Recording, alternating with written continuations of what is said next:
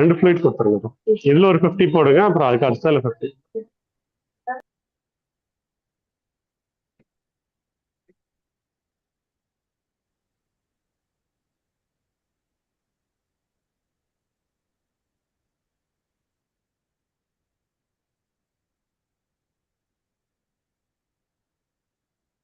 Good afternoon, sir. Hello, Dr. Shamal. Good afternoon, sir. Where are you? Sir, You appear to be in a different place. नहीं पता नहीं background क्या हो गया sir. देख रहा हूँ मैं. Let me handle it out, sir. Just a minute. You are between rehabilitation and habilitation. NDP chapter is the host now.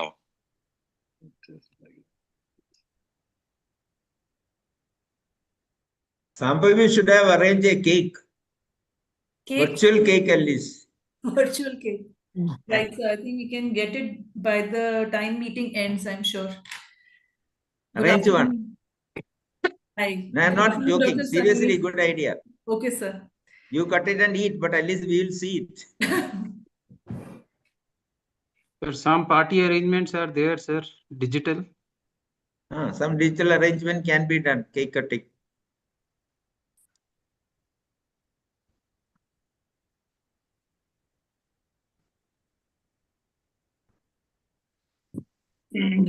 Welcome, Dr. Ruchira. I think Dr. Ruchira has joined. Good afternoon, Dr. Thank Ruchira. you, thank you, thank you, Campbell, sir. good evening. I am good. What about you? Good evening, good afternoon. Hello. Hi, Shambhavi. Good Hi, afternoon. Dr. Kamal. Good afternoon. Good Hello, afternoon, good Sunny sir. afternoon, ma'am. Good afternoon, Good Vasant afternoon, sir. Zafar sir. Namaskar. Vasant sir, good evening, good afternoon. Good afternoon, sir. Good afternoon. Thank you so much. Thank you for making the habilitation day, sir. Thank you. Only you could have done it. Great.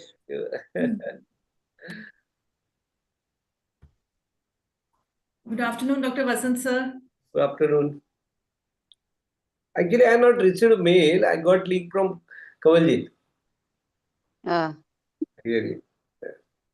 But actually, Japar said ki you received the mail, but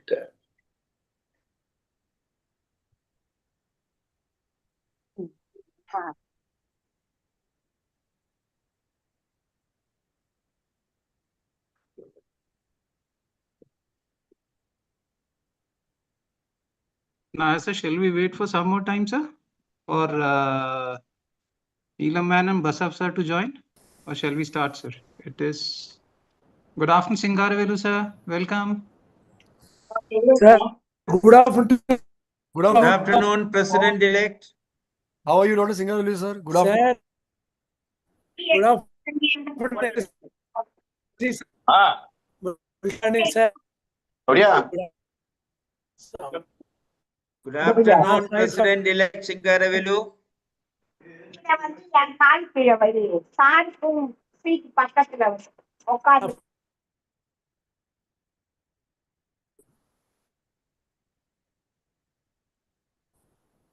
Dr. Zafar, we can start. Let Dr. Vasant start. The others, when they join in, already Dr. Singaravelu, Dr. Ruchira are here. As in, when the others join in, they can speak, I think, if you find it. Kavaljit finds that okay. Right. Thank you. Kavaljit. Yes. Good afternoon, everyone. On behalf of IAP Neurodevelopmental Chapter, I welcome you all on this auspicious day that IAP has decided to celebrate as Habilitation Day. I think it is the first of its kind, and under the blessings and guidance of our teacher and mentor, Dr. MKC Nair sir, and Central IAP, I think it is very heartening to see that this day has seen the light of the day. And what day best?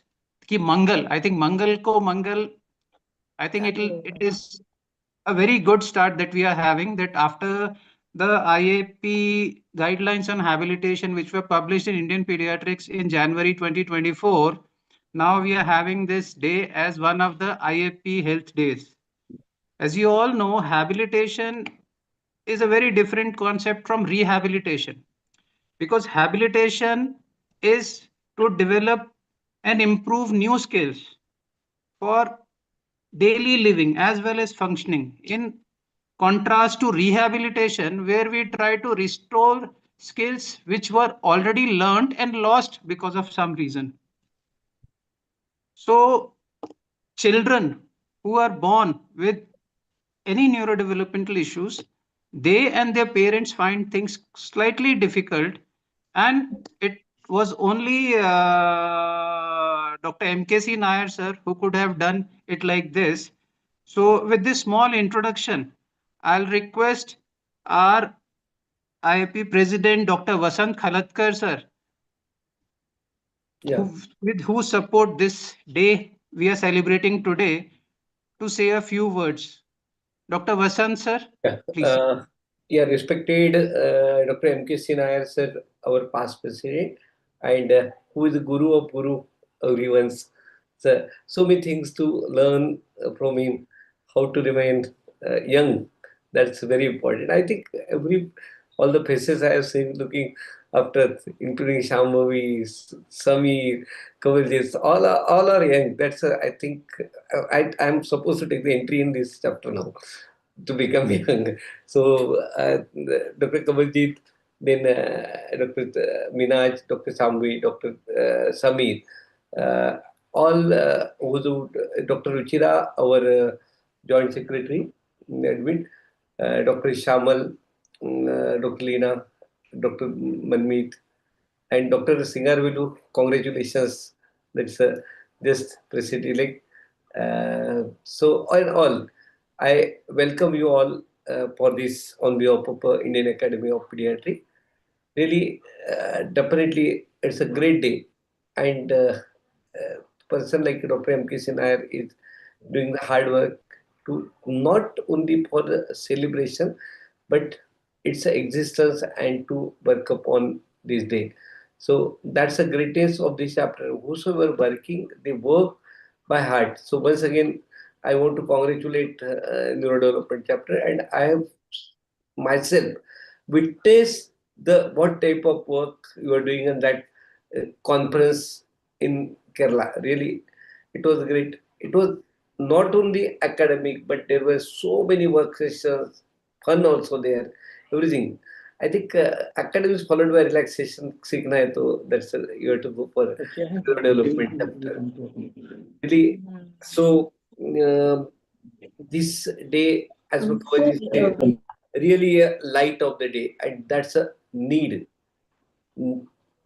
First come the habilitation, and then I think rehabilitation. Rehabilitation we do after some distractions happen or something happen, but it's a basic need where to go in depth and where to start from here. So thanks for calling me. I wish you all the best. I'm always there, though I'm going to get retired from this post in 31st December, but I'm always there for IIP. Thank you. Thank you, Vasant sir. And we will continue to need your support and guidance in our future endeavors. Thank you for those kind words. With this, I'll request Dr. Ruchira Gupta, the current Joint Secretary and the incoming Honorary Secretary General of IAP, for a few words, ma'am. Thank you, sir. At the outset, I would like to thank the chapter for giving me this opportunity to be here. And whenever coming over here, it's always to look forward to see the Professor M.K.C. Nair, sir. I think he's an umbrella under whose shadow or shade all the neurodevelopmental chapter colleagues they are prospering. And then seeing Dr.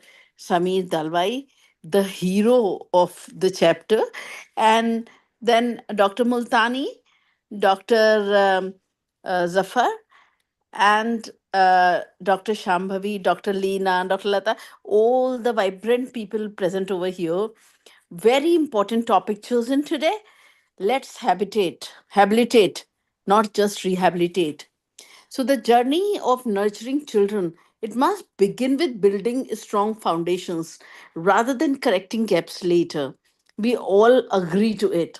And when we focus on early skills, timely support, enriched environments, and holistic development, we empower every child to grow with confidence and competence. So, investing in habilitation ensures that children don't just recover, they thrive, they flourish, and they reach to their fullest potential. So, with this, I am truly happy to see that our IAP is really do thought first of all thought about it this chapter, thought about celebrating this day. Kudos to you all. A big round of applause for this, as well as I will like to promise you कि we will definitely work more towards the basic concept of this topic. Thank you very much and have a great session ahead. Thank you, Dr. Ruchira ma'am. Thank you, I ma'am. think Thank you. I'll just take one word from you. Normally, like you said, Dr. MKC Nair sir is a big tree. And normally what happens, big trees don't allow anything to grow under them. But Dr. MKC Nair sir is one personality that he has nurtured so many of us that he's not just our teacher, he's like a father figure. We all revere him more like a father uh, in this field. And So, Dr. I think Montani, thank you so much. Dr. Montani, I will like to say here, I said he's big umbrella, Yeah. not the tree. Huh? And Ruchira ma'am, some things which we can't even tell our father, we can tell him. Exactly. We can't do with our father's presence, we can do with him. Yes, right. Absolutely. So you have made us emotional, Ruchira ma'am, with that comment on tree and umbrella. And with this, I'll request our President-elect 2026, Dr. M. Singaravelu, sir, who's here, sir. Sir is also a doyen in his in the field of pediatrics. I'll request him for a few words, sir. Singaravelu, sir. Namaste, Dr. Multani sir. At the outset, I thank all the team under the leadership of Dr. MKC Nair sir and respected President Vasanji and Dr. Multani, Dr. Zamir, Dr. Sambavi, Dr. Leena, and our President-elect 2026, our Dr. Ruchira, and all the members of Neuro Development. At the outset, I thank for giving me this wonderful opportunity to be with you all. And I could see how our MKC Nair sir, 2 days back I was in his place, how he has developed that institute, how his innovative ideas nurturing people and the non-medicos and plus two, how he is educating, because this is a need of the hour. We are really wondered, sir. Definitely, this new concept of habilitation day is a need of the hour because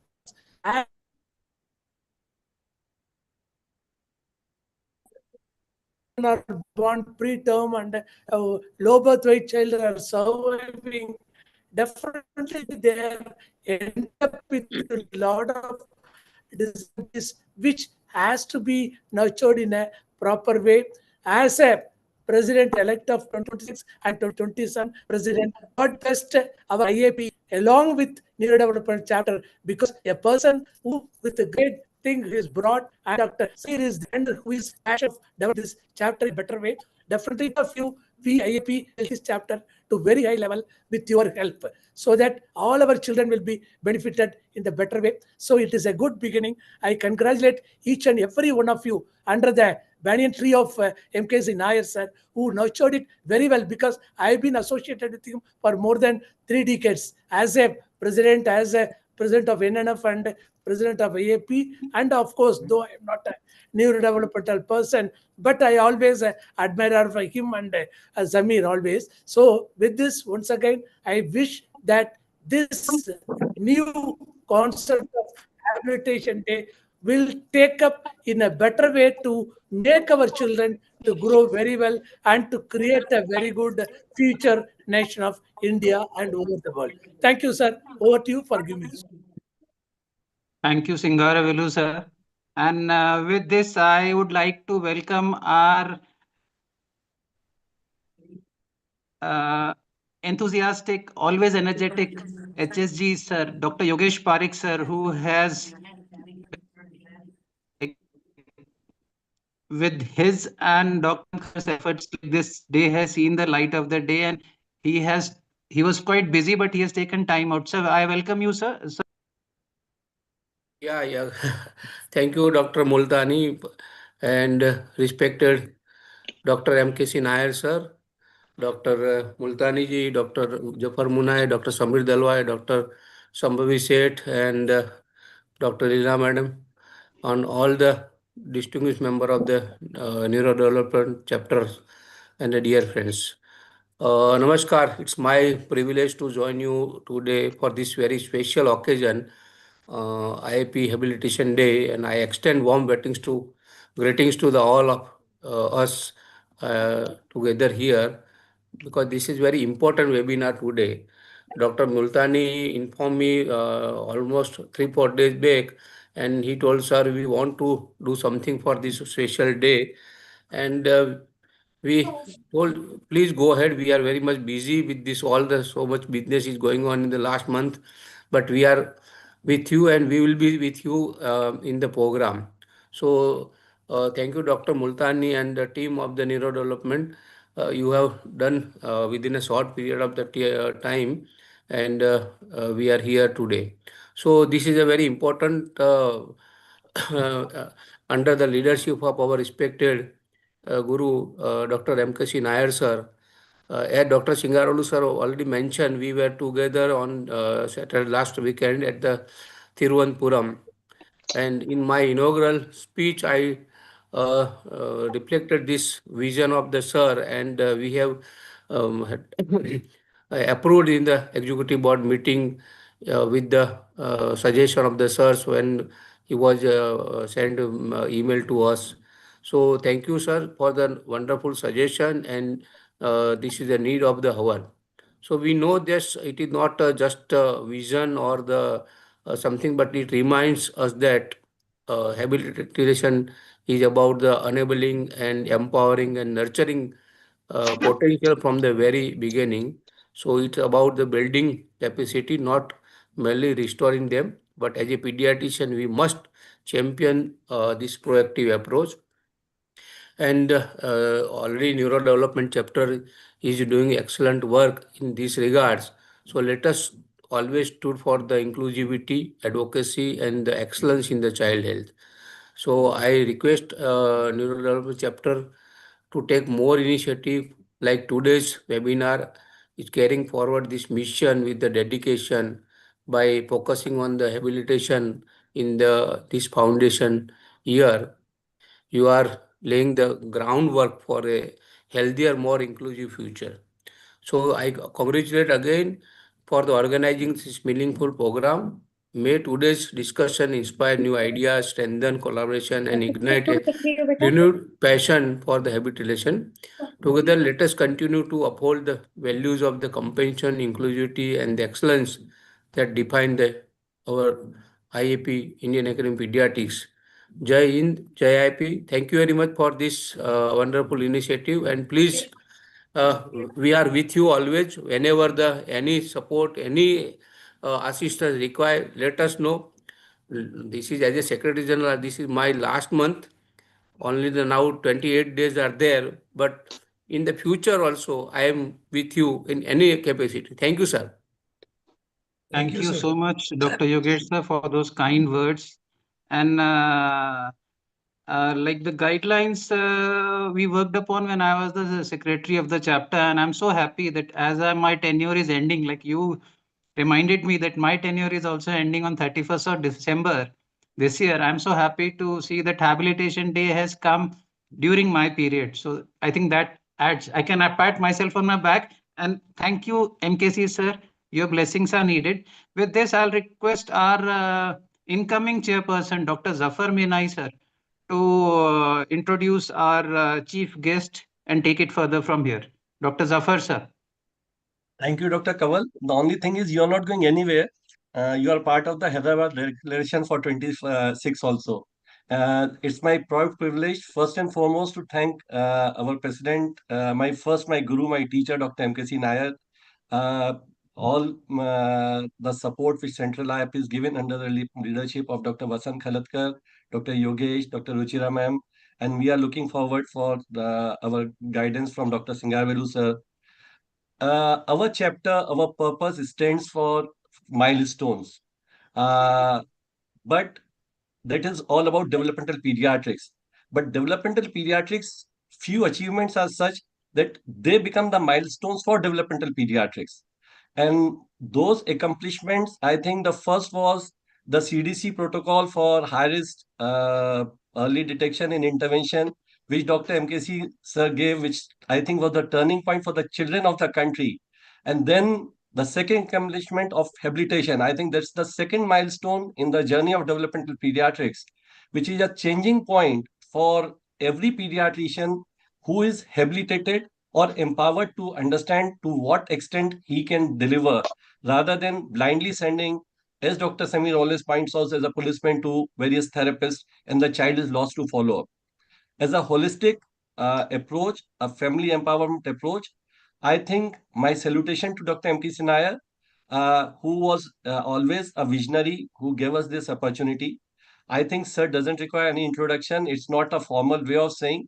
With this, I just hand over to the doyen, the person who envisioned this, who empowered all of us to work for the cause and work for this beautiful country and the children of this country. Sir, M.K. Sinayar, sir, blessed to be your student. Your stage, sir.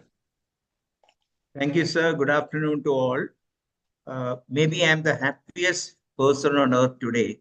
40 years of my struggle, starting with the child development project in 87, August 1st of 87. Now my babies are 40 years old. All these years, I have talked only in one word, habilitation. But it took 40 years to get it crystallized. Doesn't matter. Things take time. If you do fast, things won't work. Now, what has happened? When you look at this area, we need to remember 5-6 words. What I am working on now, maximum, is on the long-term outcome of premature low birth weight babies. Think of any problem, including even psychosis. The basis of that remain low birth weight or preterm. Unfortunately, we do not follow them up. My babies are 40 years, I said. So that means 40 years of follow-up has taught me so much. That is the first word I would say. Second one is now UNICEF, WHO, everybody talk about first 1,000 days. 270, 280 days inside. First year, second year. We all know that, but I'm just raising that word because that word is so important. It has brought life to first 2 years of life where the maximum brain development occurs. And then the next word we should talk about is habilitation, because we are not, all the small babies are surviving now. Whether you like it or not, NICUs are plenty now. Babies are surviving. Wherever there's no NICU, SNCUs are making babies survive. Government of India has taken so much effort to put in SNCUs, at least in some states. And what happens to these babies? Actually, the results say they're not doing so well. Mortality has come down, morbidity has come down to a certain extent, but developmental outcome has not improved. Okay? And on this day, when all the president of IAP, president-elect of IAP, HSC last 25, HSC 36, and the leadership of chapter is there, I think this is a good occasion to start the process. And the president herself had told me she was so keen to participate. She may not be coming, I think, because of other reasons, but I had talked to her personally.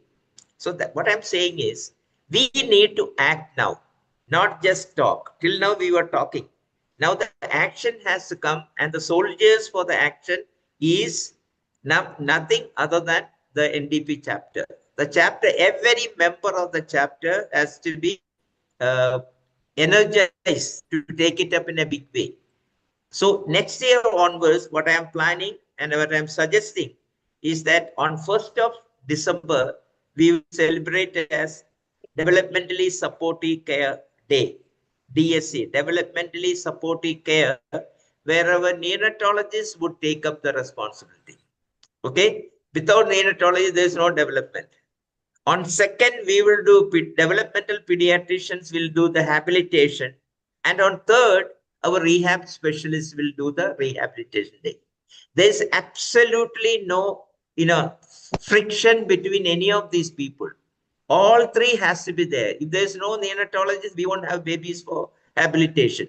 If you do a good job of habilitation, there will be less and less number for rehabilitation. But whatever said and done, there will be 5% children for rehabilitation.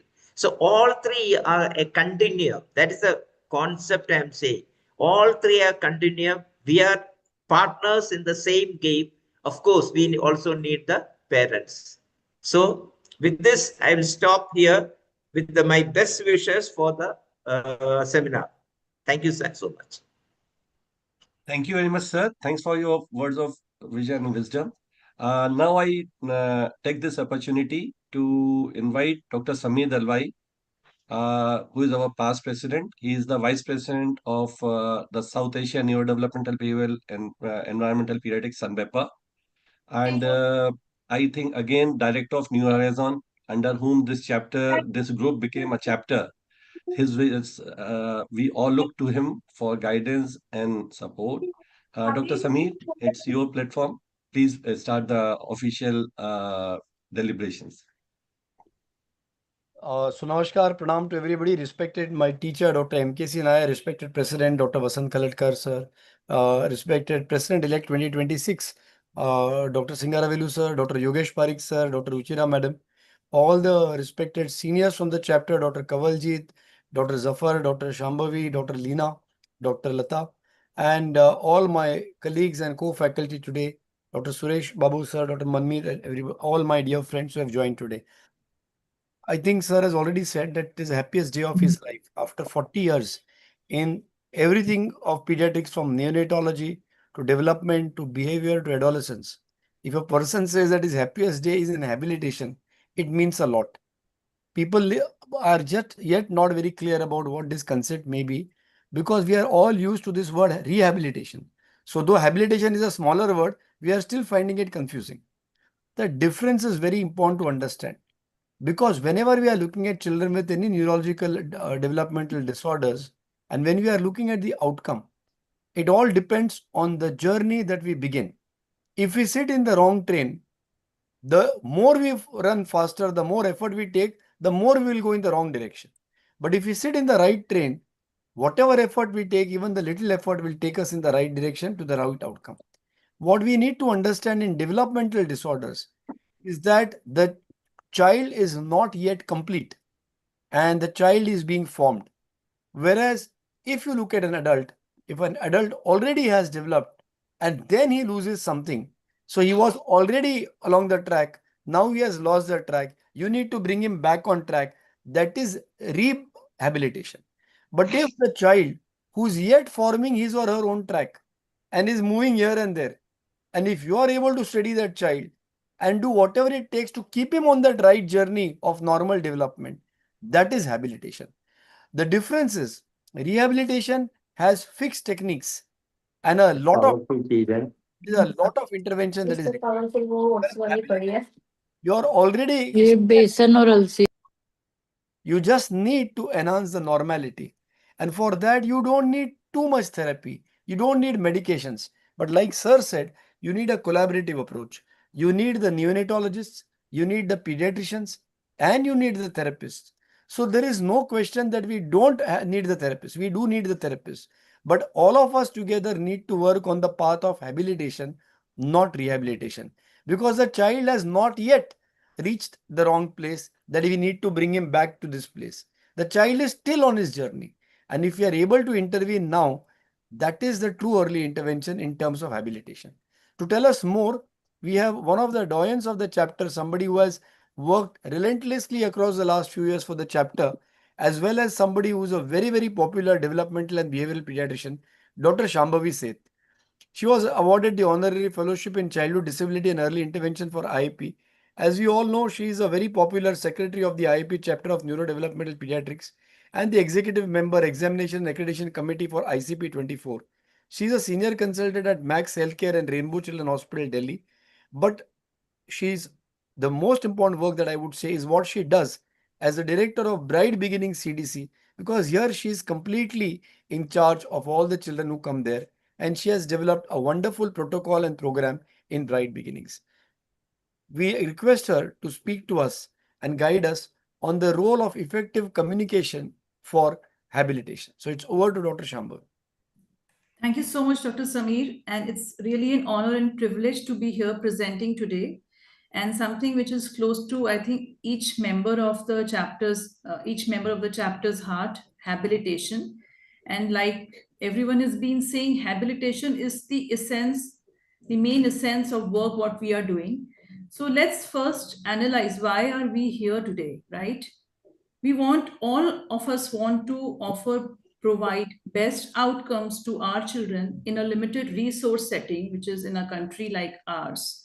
Not everyone is exposed to a certain kind of professionals or therapies, with early detection and intervention being the essence. Because we've been talking about habilitation, and habilitation is where we are learning the new skills along with the journey of development, not rehabilitation. And we are blessed to have this manuscript of this consensus statement done under the guidance of Dr. M.K.C. Nair, sir, which has beautifully laid down the roadmap ahead about how to go about habilitation, especially in our setting.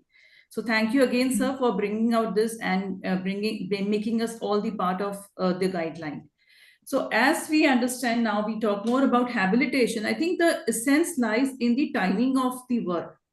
For children, we're talking about the similar kind of work, right? But habilitation is when the impairment has not set in.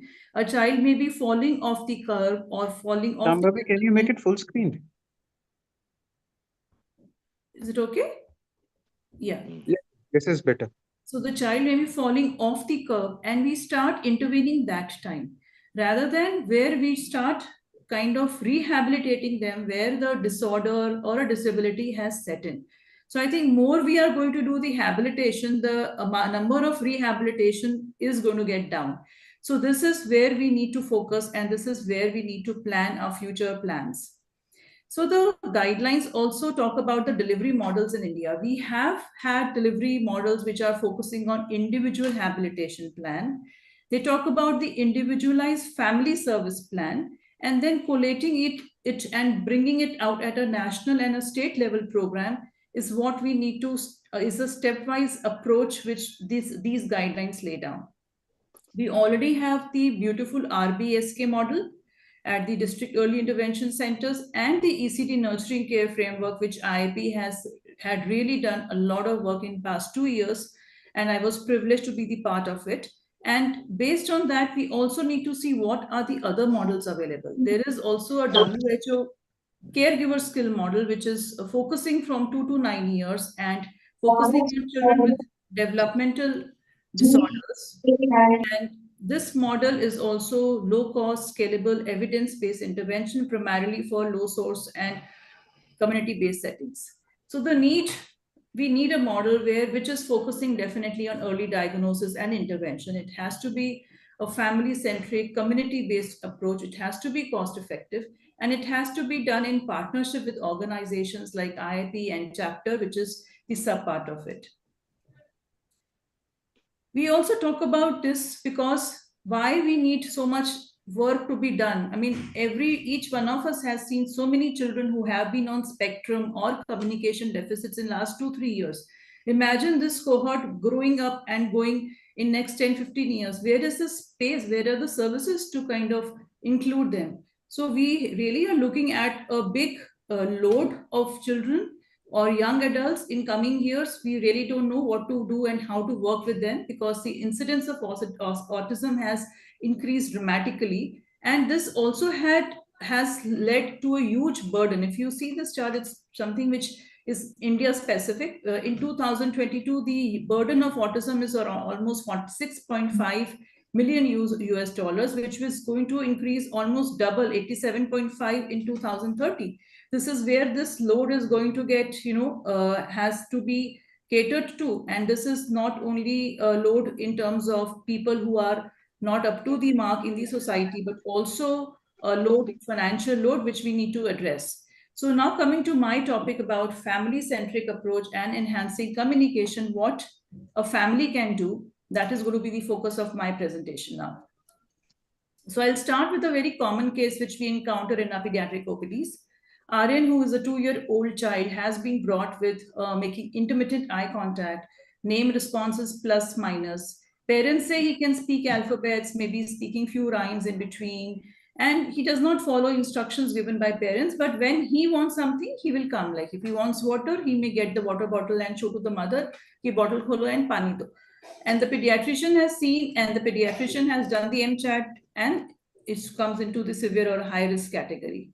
So this is where we have been teaching our pediatrician fellows, friends, what to do with this child. But now what next? What is the interpretation of this case? Largely, we understand this child does have poor communication. It is largely need-based. He is speaking few words, but they are all rote learned and not using it meaningfully. And now we have been promoting a screening tool, autism MCHAT, and the child is coming to autism or a high risk for autism category. And just a little short video about just to emphasize on the communication part.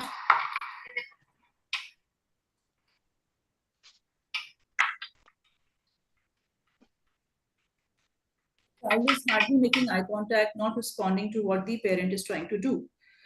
So now the action is whether we just simply refer this child for therapies. We know of occupational therapy, speech therapy, behavior therapy, play therapy, and so many or more therapies which you find on the online. But what else a pediatrician can do? What about the guidance to the parents? How are we going to give that guidance to the parent? Are we already giving it? Are we equipped? Are we trained? And so what needs to be done here, that should be the focus now. So our approach largely is from understanding what is abnormal and getting back to normal or say typical. But we also need to understand what was normal and what led to this abnormal or typical. So let me start with something which is very basic. Each of us know, but just a little glimpse through the different stages of social emotional development, which we sometimes tend to ignore when we are seeing children and who are coming with language delays or speech delays. So 0 to 3 months, when the child is born, child is perceiving the whole world through the senses. They may hear the mother, they smell the breast milk, they may hear the mother's voice, they may see the mother's face so often. And based on these sensory inputs, the child is also going to get an emotional response. So when the next time the child sees the mother's face, the child would start smiling, and by the end of 2 months, we say the child has achieved social smile. Now coming to 5 months of age, the child would still be developing social preferences. The more the person the child is seeing, the child would start preferring that person, recognizing that person, making facial expressions, laughing aloud, and thus the child starts recognizing the caregiver. Now, from 6 to 9 months of age, this emotional signaling becomes more purposeful, and they start having a logical sense where a child knows that if the child is enjoying this rattle is being given to me by the mother. So the child would look at the rattle and would look at the mother, and that is what we say the child has developed the joint attention, where both the caregiver and the child are jointly attending the activity. Now, from the stage of 9 to 18 months, the child's two-way communication is being used for problem solving. Child wants water, they will say, Child likes to see something flying. Child saw a metro train going. Child is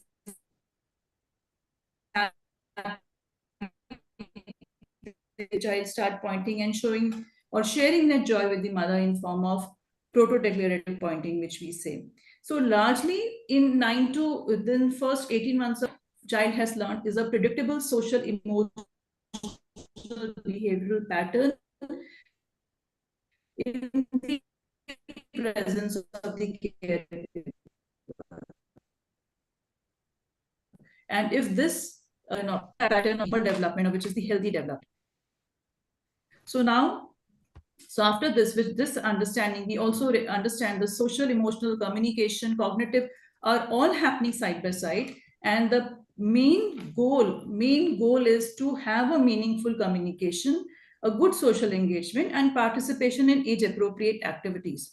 So I think this is what is the essence of my presentation today, that this is what we need to achieve when we talk about building family-centric care, how the parent is able to achieve a meaningful communication, because speech may be an outcome later on, but first a meaningful communication is imperative, social engagement with people around, and participation in age-appropriate activities. So what the parent needs to be doing is, like this child who's on the mother's lap and is hardly interacting, look at the posture or the position of the parent behind the child, but it has to go, no, in child mother has, or the caregiver has to be in front of the child, and maybe using different toys or facial expressions to gain the eye contact, facial attention, and then work on the joint attention. Similarly, expression of needs, a lot of children with autism would be able to express their needs but may use immature gestures. We need to teach them all the importance of pointing and be available to when the needs, we are giving that outcome that the child has. Modeling actions or speech, like simple imitative actions or speech sounds, so build a very good non-verbal communication, and the parent can focus there. Involving in day-to-day routines, whether it is simple routine like brushing, changing your clothes, having meals on the table. If the child is learning these kind of patterns daily, they are becoming more independent in day-to-day activities. Importance of play cannot be less highlighted, because this is not the play. We are more interaction, more imagination in our play, and this good old days of playing house or kitchen set play or doctor has to be brought back. And this is with the simple toys which are used here. Parents can indulge the child in these kind of play. That is essentially, we also need to understand these activities have to be child-led, and the interest of the child and the age appropriate level has to be there in the activities. So the important learning points which I would like to emphasize are: the social emotional foundation skills are essential for good language development. The speech will come later on, but first we need to have a good social emotional foundation for each child. Caregiver or family mediated approach is the need of the hour, and the role of pediatrician is crucial to guide the families. Coming back to my previous slide, we do need a model which is going to emphasize all this, and it has to be done as a collaborative work with the IIP, of course. And I would like to end my session with: be a child to coach your child. I think unless we are at that ground level and making that eye contact and playing with them and being like them, we are not going to be able to teach anything to our children. So thank you everyone for your time. Excellent presentation, Dr. Shambhavi. Can you just exit the presentation? Yes. Excellent presentation. I think you very succinctly outlined whatever is needed. I think few keywords here. That the child yet has not developed communication. We are thinking that it will be abnormal. There are some red flags, and this is the time we intervene. And that is early intervention, but in the form of habilitation. Second, as she rightly said, you need to work through the family and the home for the best part of habilitation to come in. So our role is largely then to guide the family and the parents, because this is not a rehabilitation that we need to look at improving the disability or impairment that has already occurred. We are helping the child develop on the normal way. And the most important part, we all know that normal development can happen not only because of the brain, but because of the exposure to the human environment that we have around us. So Dr. Shambhavi very nicely said. I think going ahead now, once the child has a good communication, what is extremely essential for parents is to understand the role of helping the child learn the activities of daily living. And there cannot be a better way of explaining habilitation than explaining about, say, example, toilet training. And you will have a child with some developmental concerns who comes to you at the age of 17, 18 years and years of therapies, medications, and may be able to do some pattern work, but is still not toilet trained. Would you say that his toilet training was rehabilitation or was habilitation? It was habilitation, because it was part of the normal development that just didn't happen. And he now needs to be guided on that. That's a core example of habilitation. And for that, we have none other than one of the most committed, brilliant developmental pediatricians I've seen. And that is my dear friend, Dr. D.V. Nair Lal. And he is the program director of Savita CDC, Savita Medical College, Chennai, program coordinator, IP fellowship in developmental pediatrics, is HOD research department of pediatrics, Savita Medical College. And he's the MD and runs a wonderful group of centers called Vistara CDC Group, Chennai and Hyderabad. He is a founder of a tech company developing software, founder and managing trustee, Vistara Foundation, and many other activities that I can name. He is himself capable of giving his very good introduction in terms of his academic knowledge and presentation.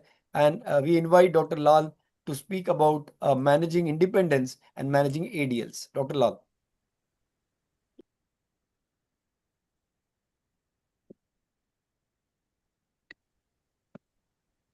Very good afternoon. A very good afternoon to you, sir. Thank you very much for having me on the show. I thank the chapter. I also welcome and a very good afternoon for Dr. Yogi sir, Dr. Singarvelan sir, Vasant Kalatkar sir, Rujara madam, Dr. Zafar Minai, and finally, I'm expressing my sincere thanks to Professor MKC sir for helping me come up in life in this way. I hope my screen is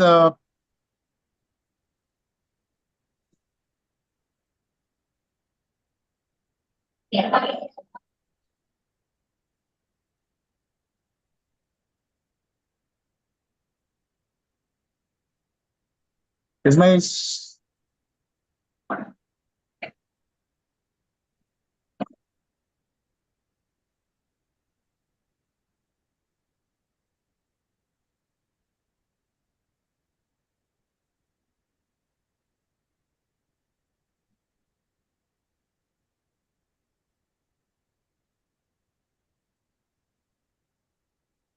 your screen is not visible.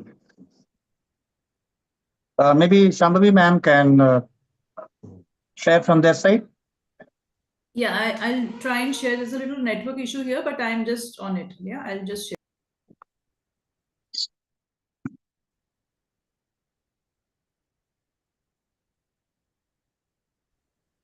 Well, this particular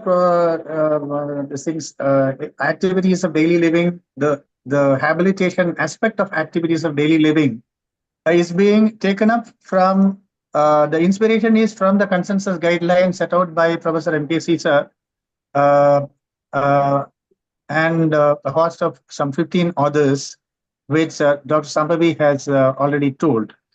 I will straight away go into the topic right now. That is the activities of daily living as it is. Next slide, ma'am. Next slide. Yeah. I would also acknowledge that in this particular presentation, I have included certain aspects of what I call a Score 1000 module, which Professor MKC sir is developing for the sake of parent-mediated interventions in the habilitation model. How to give the parent-mediated training for the ADL aspect of that, I have taken it. Certain excerpts from that I have taken it. So basically, ADLs, there are two types. The basic ADLs of feeding, of toileting, of dressing, bathing, etc. And then we have the instrumental ADLs which are somewhat complex tasks which are required for our day-to-day life. For example, maybe a mobile phone use or school participations, etc. So the importance of this particular thing is that it lays the foundation of a person to be independent. And mind you, ADL is one of the single most determinants of quality of life. Now, if something goes wrong here, the caregiver burden increases. So when you take up the ADL problem, there are two different categories of neurodivergent children in which you will have these ADL problems. The ADL problems in the neuromotor disorder children are mostly that of a mechanical or a neurological aspect, whereas for the children with neurobehavioral disorders, it's a problem with the behavior, a thought, or a skill deficit. Next slide, ma'am.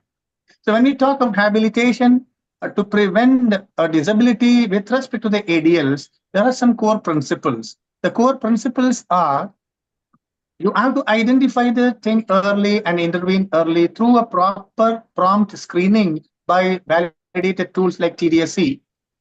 And why we have to do that? That is to maximize the results because the brain is so much plastic during that particular period. Now, how do we do it? We have to do it with a functional, the activities that we are training has to be functionally oriented, and it has to be like what somebody madam told, a family-centered a care way. So when we take up these two aspects, the focus should be on the activities of daily living points. And where we should do it, they say we should do it in the natural environment. The natural environment is obviously in the home, which means the caregiver, that is the parent, will have to be empowered, will have to be trained for doing this thing. Now that there comes the importance of the community model of Dr. MKC sir. Now, obviously, a child who is going to be habilitated means there should be a possibility of a skill deficit. So skill building has to be done. Now the child shouldn't be made to fail, and therefore some minimal adaptations also has to be there. Now when these two things are there, the environment may not be conducive, and therefore we will have to modify the environment a little bit to suit it. Means accessibility has to be improved. Assistive tech, if available, has to be given. When we are giving assistive tech for habilitation purpose, we have to go in for the low-tech devices rather than the high-tech devices, which produces more addiction. Now, when we take up all these things, we have to give a positive reinforcement, a motivation for the child to perform better and better. And that comes not by sinning the child, but by a respectful interaction, upholding the child's autonomy and allowing them to take the choices. Next slide, ma'am. So when I say adaptive skills, adaptive skill, that's feeding, dressing, etc. They are fundamentally nothing about but using motor and cognitive skills to meet the personal needs of the person.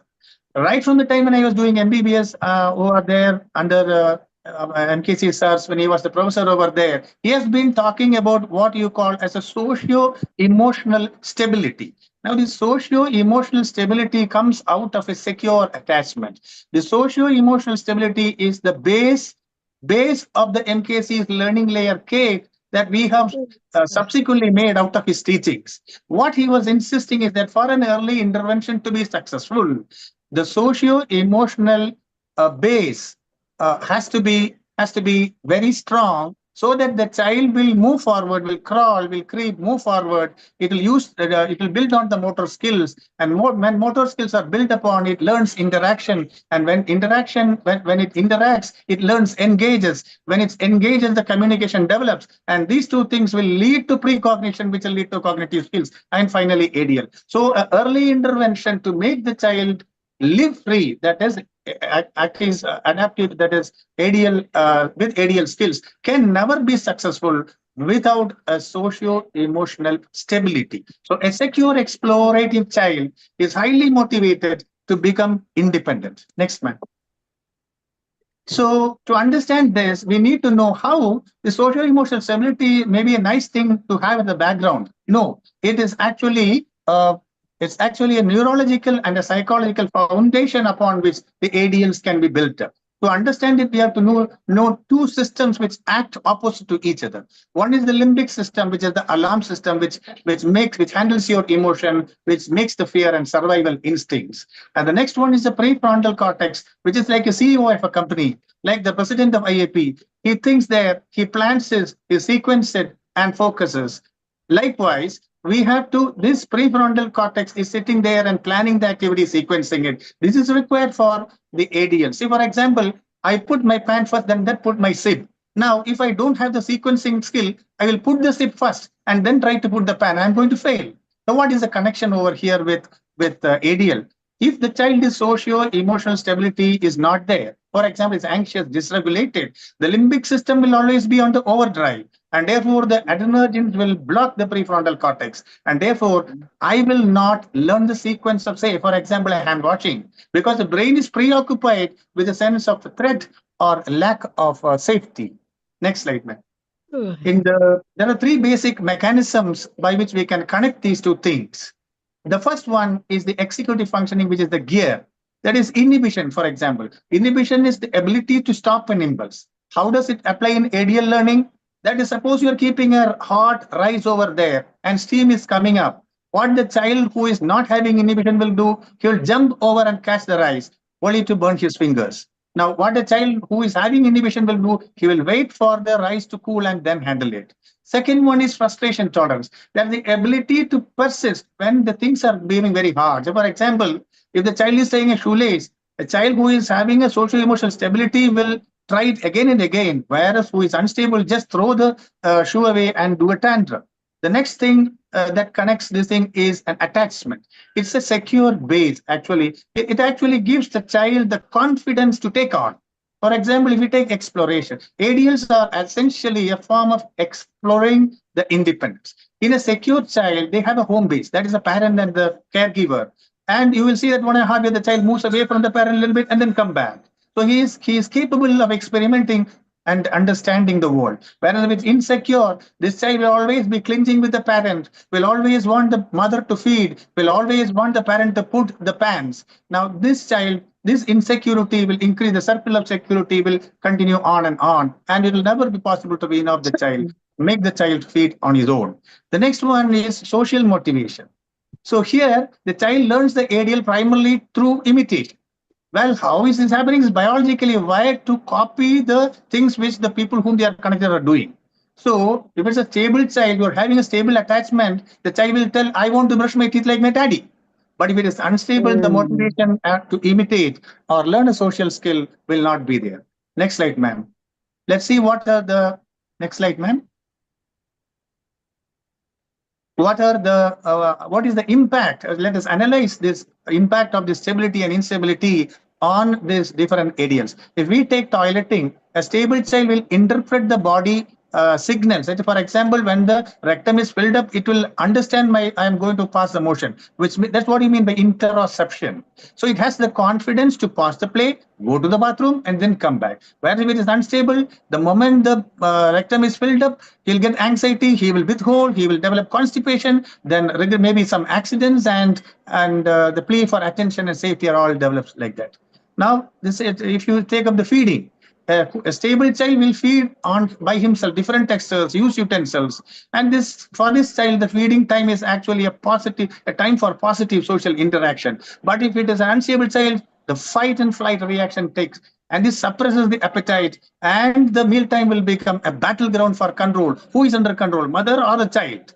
And sometimes some of these children will refuse to feed, simply refuse to feed, and they will always want the caregiver to feed. They seek the proximity. If you take up dressing, some of them will tolerate the difficulty in buttoning and or zipping and come up, and finally they will tell, I won. The sense of pride in autonomy. Whereas the fellow with low socio-emotional stability will have low frustration tolerance. He will throw a tantrum over there. Some of them will, in fact, exhibit learned helplessness. So they'll be waiting for the adult to complete the task for them. That's simply to avoid stress. If you take up sleep, the one who are stable will self-soothe, will transit from waking to sleep happens quickly. Whereas the children who are unstable, they will have a separation anxiety. They cannot fall asleep. So they require an external regulation. For example, they will require the mother to rock or the mother to be lying down next to the child. The mother will think that the child has slept and the mother gets up, the child will again wake up. So they cannot have the detachment from the particular parent. And here, the next one is, now, is this socio-emotional stability invites? No. It is actually borrowed from the adults. And this particular mechanism is what you mean by a co-regulation. The adult soothes the child during the ADL challenge. For example, if the zipper is stuck, the mother will take, zipper is stuck. Let us take a deep breath. And when the child is taking, and the mother is taking a deep breath, the mother will dislodge the zipper, and the task is over. And over time, what happens is that is the co-regulation. Now, over time, what happens is the child internalizes this voice and it can calm himself down to complete the task. That is self-regulation. So if the adult does not provide this co-regulation, maybe because they are stressed up, maybe because they are overworked or neglect, the child will fail to master the ADL because every child lacks the internal tool to manage the frustration of learning. The best strategy to do is, next slide, ma'am, to teach a child with an emotional brain, or what we call an anxious, frustrated, easily frustrated child who was not learn the ADL is by backward chaining. Normally, we will start from the first to the last. That is forward chaining. In next slide, ma'am. In the backward chaining, next slide, ma'am. In the backward chaining, what is happening is we will flip from flip this, and the adult will do the 90% of the work. The child will do only the final step. So what is the end result? The child has ended the task, has finished the job. There's a dopamine hit over there, and the child always ends in success. I did it. And that empowers the child to do more experimentally. And mind you, the child is always happy because you are doing the hard work. That will lower their limbic system alarm, and therefore the child feels safety. And further, it will experiment more, and therefore the competence level also increases. Why? Because he is completing the task immediately. And that is why the backward chaining for ADL builds confidence in children. Next slide, ma'am. Let us apply this in toothbrushing. Why did I take toothbrushing as a prototype? Is because it's one of the most difficult ADLs. You don't like somebody poking in your mouth with a stick. It is an invasive process. So to train that for a child, that's why I thought I will take up the toothbrushing. This is again an excerpt from MKC SAR's 4000 module for early intervention paramedic training for developmental pediatrics. I hope IAP neurodevelopment chapter gives a platform for the DPs to get trained in this. When we take up this backward chaining, the method that I am taking is the polishing method. Here the concept is the mother is doing all the hard work and the child is doing the polishing. He gets the glory. How does she do that? She stands behind the child and the child is facing the mirror. I will divide into 3 steps. The phase 1 is called as a spitter, where the mother takes the brush and fastly and quickly carefully she brushes, and the child will yell and go, yell like go, and he will go and spit. So the spitting is fun and the closure of the activity is there. That is the spitter stage. In the phase 2, I go into the front finish stage. That means the difficult part, the molars, etc. I'll be brushing. I'll give the front part for the child to polish the front teeth, and then he goes and spit. And phase 3, it is a start and check. I'll simply watch the child. He will start, he will finish. I will only do the quality check. That means I'll see whether there is some areas which are missed or not. Next slide, ma'am. Next slide, ma'am. So we are going into, then we have to do what is called as a sensory audit. In the sensory audit, what we will be doing is, so most of the time the child may be crying. We will take as a bad behavior. No, maybe it is painful, maybe it is overwhelming. What you have to do, you have to probably, it's a cold water, you just use some warm water. Probably you've taken a new brush, it is very sharp. You just hold it under hot water and then you soften it. Probably it's a flavor, the mint will be felt as spicy by the child. Get a fruity toothpaste, or maybe it is the foaming agent, the SLS in that toothpaste. The foams will be making a choking sensation for some children. So take a non-foaming SLS-free toothpaste, and that will do the trick. Next slide, ma'am. Now the thing is, we have to bypass the amygdala because the flight and flight thing will come the moment the child sees the mother bringing the stick-like toothpaste into his mouth. So how do we do that? Or we can do, say, for example, if suppose the child has taken some food and you want to brush the child in the night, a chicken piece has stuck in the tooth, or a cauliflower thing has stuck in the tooth. Oh, we can say, oh my, I see a piece of cabbage hiding behind your teeth. You can take that thing. Hooray, I got it. The sugar bug is there. Now what happens? Give a doll to the child. The child will be brushing the doll and you will be brushing the teeth of the child. You can probably do it in front of the mirror so that the child will not feel threatened because the child is seeing what is happening in his mouth in front of him. Next slide, ma'am. From here, I go on to the next slide, ma'am. I'm going on to the next skill, and that is the habilitation points in toilet train. This is another big problem. So you will get all the steps in the net. I don't have to teach. But what is not there in the net is that the parent will be trying the steps in the net and they'll be telling, I am unable to potty train. What you have to do is you have to see whether the habilitation points of the toilet training is there or not. Without the habilitation points of the toilet training, if you toilet train, the toilet train will not happen. Then what are these habilitation points? The physiological points are You see whether the longer periods of dry diaper is there, whether there is predictable bowel movements, whether most of the night there is no bowel movements, whether the child is indicating some bowel movements or urine is indicating somehow. These are the physiological signs of readiness. Then the motor signs of readiness, that is whether the child is able to walk to the potty, pull down the underwear, pull down the pant. And the third one is the cognitive and verbal readiness. That is whether the child can imitate, whether the child can respond to positive reinforcement, whether the child can follow a simple command and understand pictures and words. So if these things are there, then you can use all the steps that is written in your net to train the child, potty train the child. There are 3-4 methods which are accepted. Any of those methods can be used. But the parents, after seeing all these things, come to us and tell that, oh, it is not working. Why? You have to simply see whether these habilitation things are not. No, I'm not going to tell this thing, ma'am. Next slide, ma'am. Now we go on to the eating skills. Whatever is written in the red thing are the habilitation points before you train the child how to feed. So they are biting and chewing small bits, swallowing, oromotor skills such as licking, sucking the liquids and blowing out air, hand-eye coordination, postal control, and fine gross. If these things are not there, merely by giving a spoon to the child's hand, the child cannot self-feed. So these are the things that you have to do as a habilitation expert. Next slide, ma'am. Now these are some of the skills which are there in the module. That is what you call as a developmental feeding skill. The next slide, ma'am. Dr. Lal, 2 more minutes, please. Yeah, I'm finished. These are the, for example, if there is an aversion, you can try an old food with a new food, and you can go like that. Similarly, if you want to introduce different textures, you can introduce a thin, then a thick fluid, then a puree, then a mashed food, then a solid food. Like that, you can progress. These developmental feeding skills are there in the MPSC Core 1000 module. There are 2 types of modules, the caregiver module as well as the developmental pediatrician module. What I'm telling to you is the developmental pediatrician module which sir is in the process of developing. I have the opportunity to see and suggest few things over there. That is why I am presenting it before sir brings out that particular book. Thank you.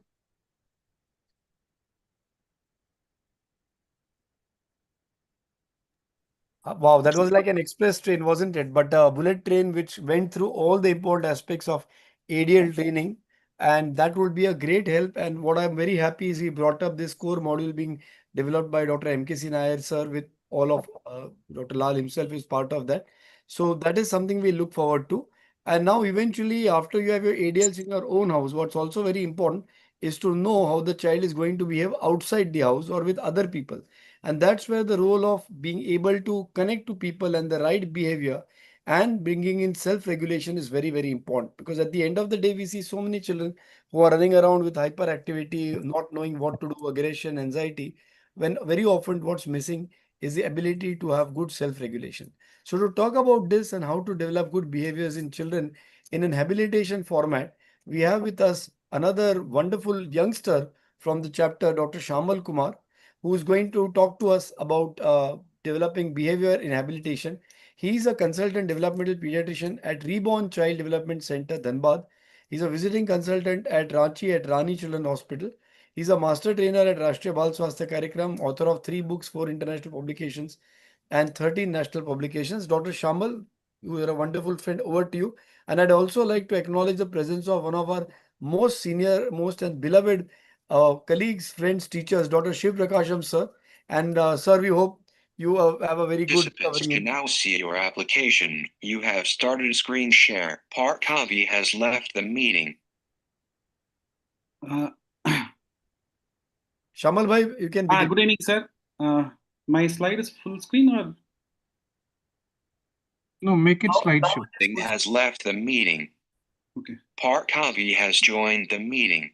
Thank you, seniors. Thank you, MKC sir, Samir sir, Multani sir, Zafar sir, madams, for giving this opportunity once again.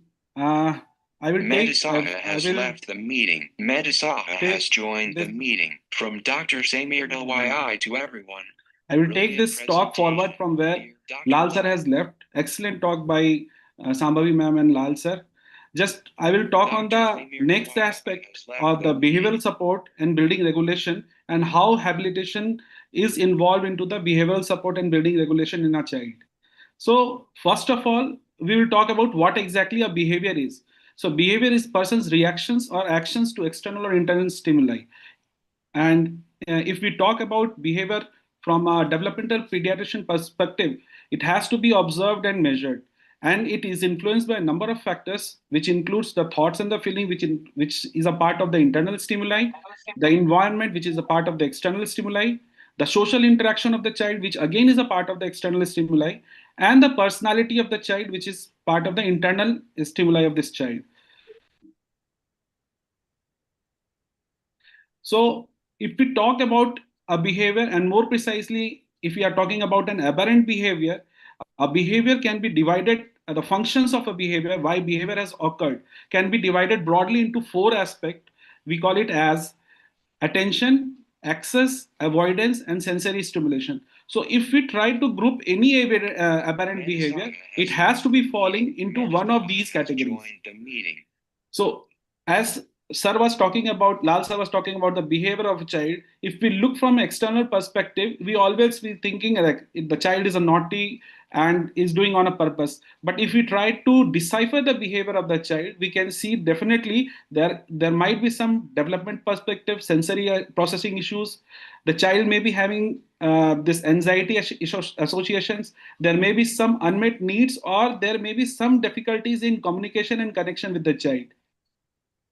So now I will go into the core of my talk. What are the core principles of behavior management? So using positive behavior support, or the PBS, identifying the triggers with functional behavior assessment, and reinforce desirable behaviors, teach alternatives to problem behaviors. So if we are talking from an habilitation perspective, we'll be focusing more on the positive behavior support, because functional behavior analysis will just try to decipher the aberrant behavior which has already occurred. Now from a habilitation perspective, we have to prevent from that behavior from developing or happening. So positive behavior support, how does it help into deciphering that behavior pattern, and what we can do from that applied behavior analysis perspective to reinforce desirable behaviors and teach alternatives to problem behaviors. So I will be talking about these 2 aspects in more detail. So this is a wonderful chart which I got.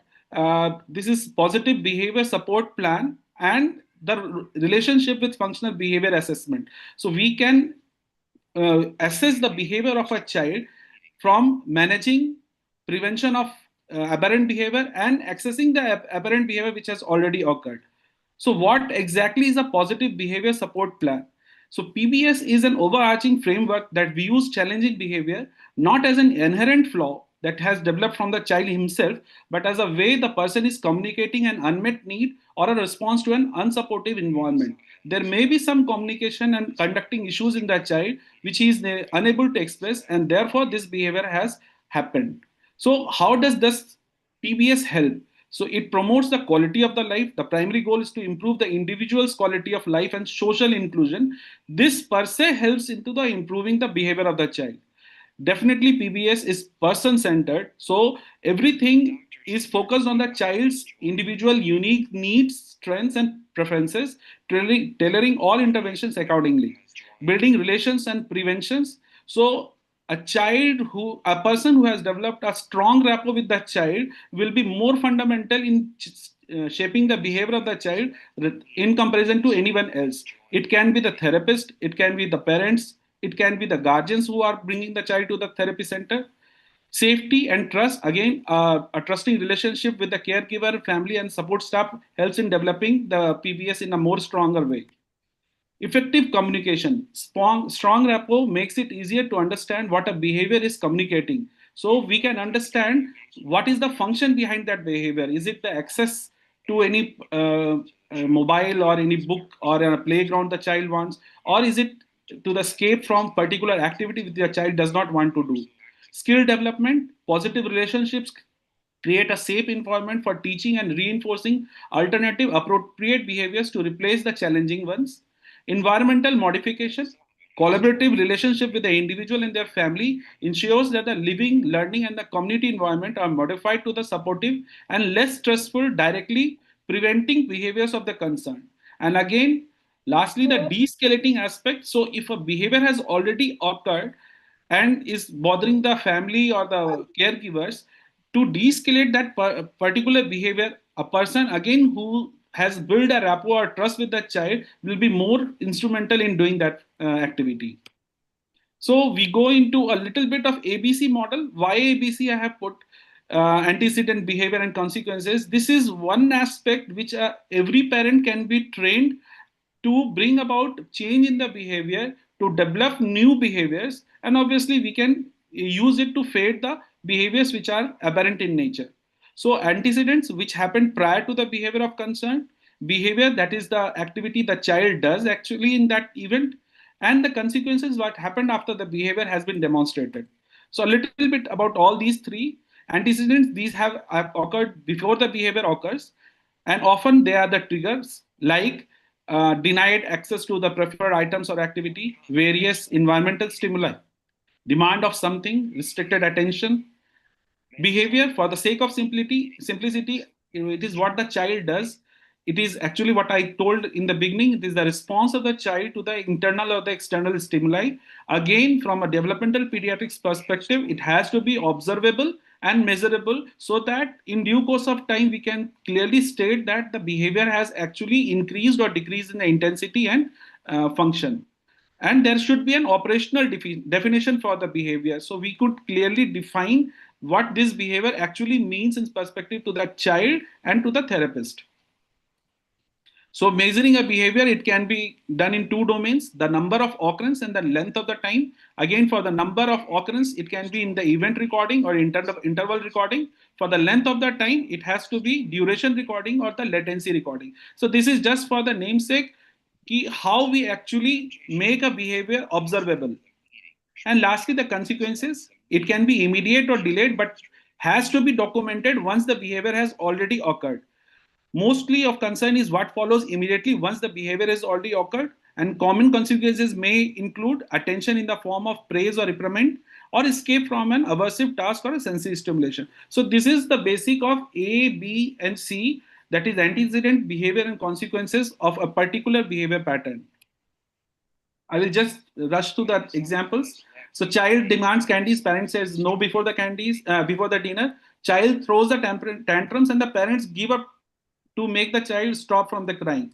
What the child learns, that the doing the tantrum, he can get candies every time. So the tantrum is reinforced.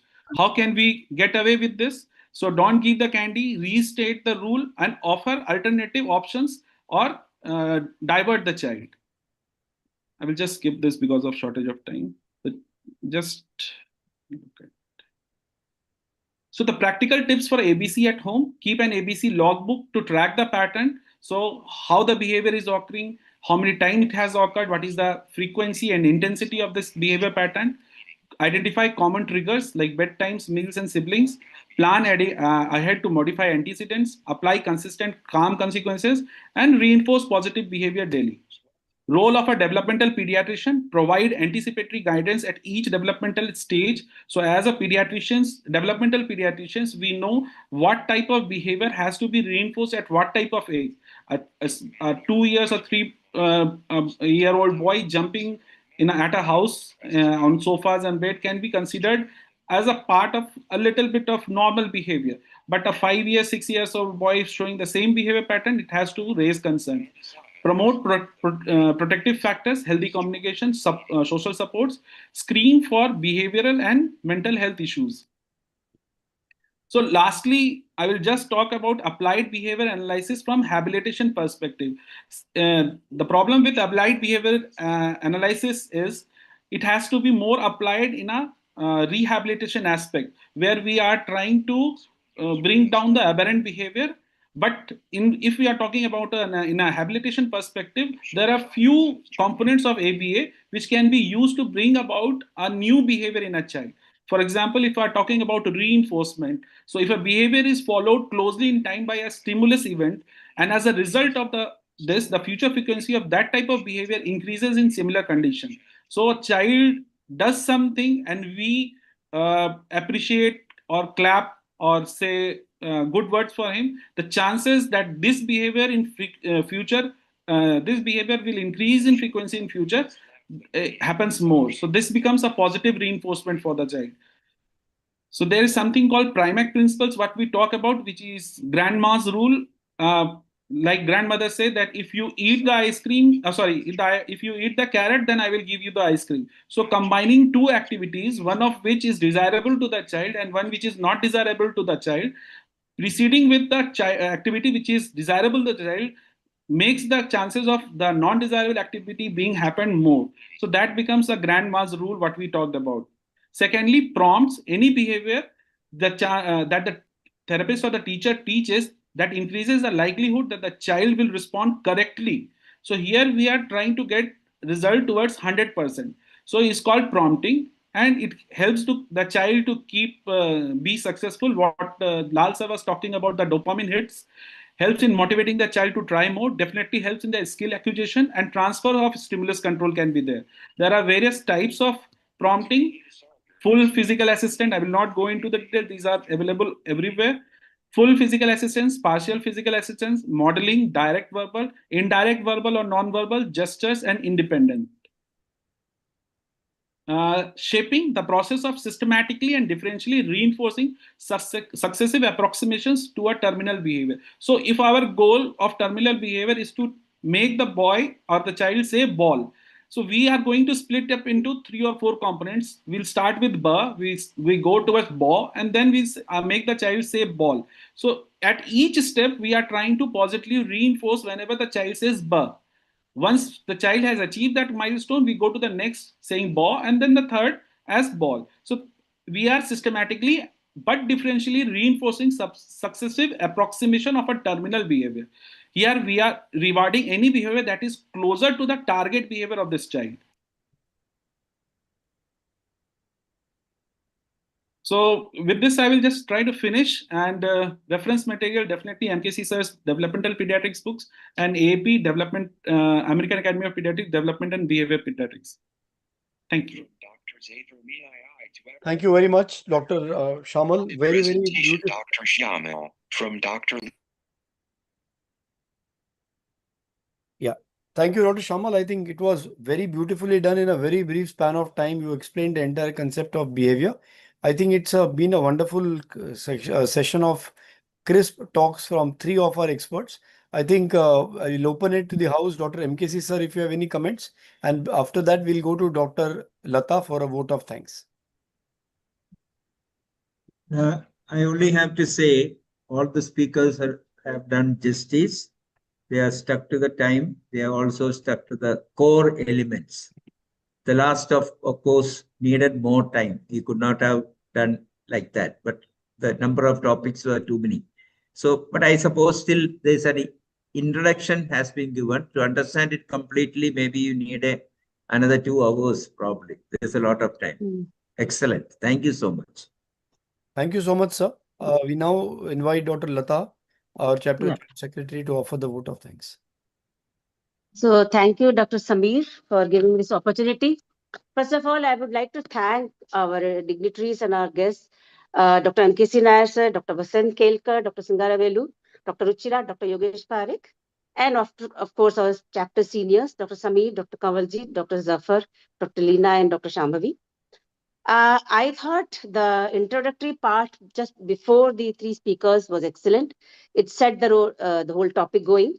And coming to Dr. Shambhavi, I found the way you stressed the focus on the socio-emotional aspect of development, which we all have been stressing, because all the pediatricians say that the speech delay, go for speech therapy.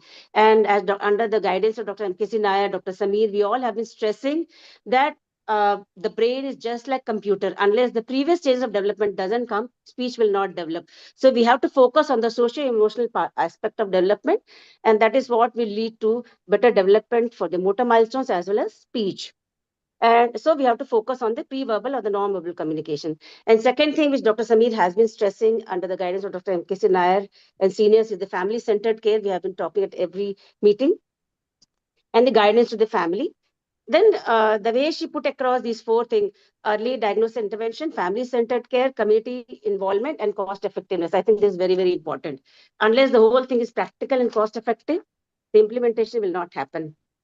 And of course, so thank you, Dr. Shambhavi, for putting across this topic so effectively and so crisply, I would say. And Dr. Lal, it's always a pleasure to listen to you. And the topic which you covered wasn't, I mean, we just talk about ADLs, but we never thought about socio-emotional stability leading to better ADL. So that was very nice. And the way you spoke about secure attachment, leading to confidence building and better motivation. And when there is better social motivation, there's better imitation of the adults around you. Obviously, if the child is not attached to the adults around, he would not like to even imitate them. We always imitate those whom we like. So that was a very wonderful link which you created. And also you talked about aversion, how to deal with aversion, how to deal with textures, etc., in the ADLs. So thank you, Dr. Lal. And finally, coming to Dr. Shamal, I think it was a big topic which you had to present briefly. But I like the way you put across the functions of the behavior, the attention, why the child does a particular behavior is either to seek attention or to access something or to escape, or if there is sensory overstimulation. We all keep talking about this to the parents, but I think we need to reinforce it again and again, especially to the pediatricians also, that every behavior need not be punished. And I am appalled at the way the teachers and the at the school are handling the child behavior. I think Dr. MKC Nair said this message needs to go to the schools also. Every day in our clinics, we see how the children are punished for unduly for the behavior which is normal for that age. And if the time permits, I'll just give you one example recently, which has been bothering me again and again. One 3-year-old child was brought to my clinic, 3 to 4. He was just in the nursery stage. And the parents said that we are appalled. Our child is going to be a future rapist. I said, what? He said the caretaker took him to the toilet, and after that, he was just displaying his private parts before putting up his underpants, and he was happy about it. And then the caretaker takes to the class, and there was a young teacher who said, it's okay, it's a normal behavior. But in the meanwhile, a senior teacher comes, pulled him to the principal, saying that, what is this? Is this what the parents teach at home? They don't teach a socially acceptable behavior to a 3.5-year-old child. And then the principal immediately calls the father and says, you have to take him to a developmental pediatrician or to a psychologist because his psychology needs to be set right. The parents came to me, they were literally worried about the child. I said, it's not the child, it's the system and the teachers who need to be set right. So, sir, I think it's my earnest request that these kind of messages should also go to the teachers and the schools. What kind of training are they getting if they're punishing so harshly for a so natural behavior of a 3.5-year-old child? So, with this, I think I would wrap up. Thank you so much to our teachers and to the seniors, as well as the 3 speakers. It was wonderful attending this session. Thank you so much. Dr. Lata, and your concern is absolutely justified. In fact, I would request Dr. Kawaljit, the chapter chairperson, to have a separate session because the stories that we hear from schools coming in now are horrible. And the reason why we should bring it up is again because many of them, the moment there is a complaint, they are being referred for rehabilitation, as Dr. Lata pointed out, missing the entire concept of habilitation. If the school does not see a role in habilitation, then we have failed in our task. With this, I hand it back to Dr. K.S. Multani. Thank you very much. You've been a wonderful audience today. We had a full house of 100. I'm sorry some of you could not be accommodated beyond 100, but it's always wonderful to have such great participation. Thank you. Thanks. Thank you, Dr. Samir, and thank you all the speakers for such excellent talks. I think all good things come to an end so that new good things can begin. So I think MKC sir, thank you again for all your time and guidance, and we promise that we will definitely live up to your dream of 1 to 3 December 2026. I think Dr. Zafar has already promised that, and I think this is going to be the last session for this year, maybe. So I think and Christmas season and New Year is around the corner. So Merry Christmas and Happy New Year to all, especially to Dr. Zafar, the incoming chairperson. So I can sit back and relax in 2026.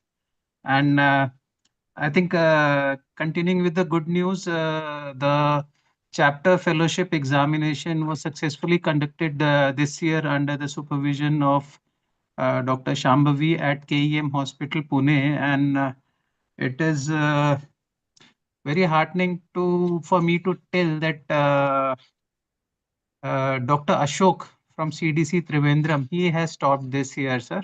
And soon we'll be sharing the result with all the fellowship coordinators and the students, sir. And soon we are going to have the next session of fellowship batch starting from January 2026. So the next year is going to be quite active, I think, at all fronts. All the best to you, Dr. Zafar. Your suffer starts from here. Thank you, Dr. Kamal. It is only suffer in Urdu for your kind formation, and suffer is never alone. Suffer is always with friends and colleagues and seniors under the Yes. patronage. So, That's what as we have Dr. always, Nair sir will be our pole star. He will be the guiding light. And with yes. Dr. Samir, Dr. Leena. Shambhavi is saying too much. No, Emotional I हो गया was बीच में. about to say with suffer. English का suffer या हिंदी का suffer? Dono suffer goes better with seniors and friends. That's what he's saying. That's what Exactly. I'm saying. Don't This is the suffer suffer alone. of Urdu. That is Zafar not is alone. That is a suffer, not the English. We are not Indians. हमारा तो suffer ही होगा. Suffer means हम तो journey है, journey of developmental pediatrics. I know we all are part of this beautiful journey. Blessed to be part of this journey. Such a wonderful group of colleagues. We had the full house. We had to live stream the session. This speaks about the topic. Thank you very much, MKC sir, for always giving us this visionary guidance opportunities. We look forward to more and more publications for the coming year. We all promise you, under your guidance, we'll be doing the best for the children of the country. And it's a mission for all of us of disability reduction and inclusion. Thank you, Samir Bhai. Thank you, Dr. Kamal, Dr. Shambhavi. None of us is going to suffer. We are all, हम सिर्फ अपने सफर पे चलते रहेंगे. ये कारवां चलता रहेगा और मंजिलें करीब आती जाएंगी. But earnest request to all to bless this chapter, be part of this journey. It's our mission. It's not one individual. We all look forward to this बहुत प्यारा सा जो